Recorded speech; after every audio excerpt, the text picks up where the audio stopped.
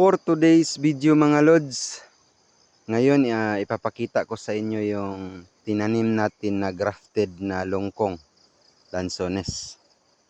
So ito na siya, yan. So mukhang healthy naman, yan. Tsaka doon pa yan, yan sa unahan. Tapos doon may mga tanim na rin dyan.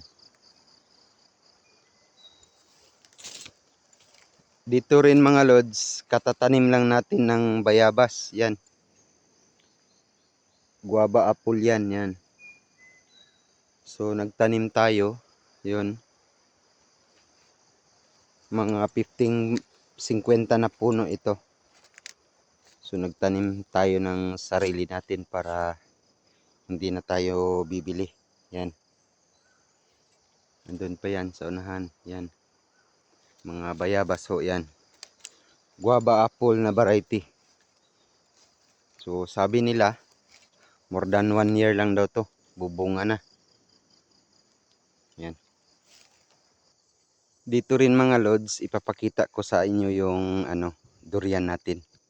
Bibisitahin natin dito. Yan. Yan na siya. 6 months old yan.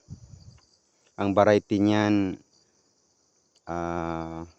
puyat. So dati 50 puno lang to. Pero inisip ko marami kami, baka kulangin yung bunga.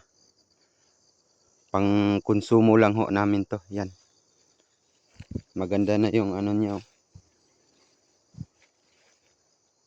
Healthy masyado. Yan. So pasyal-pasyal lang muna tayo dito mga lods. Yan pa siya.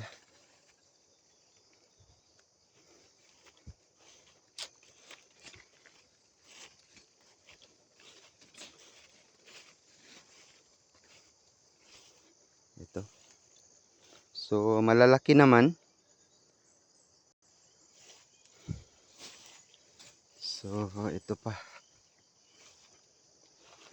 So ang distansya pala nito mga lods is 10 meters.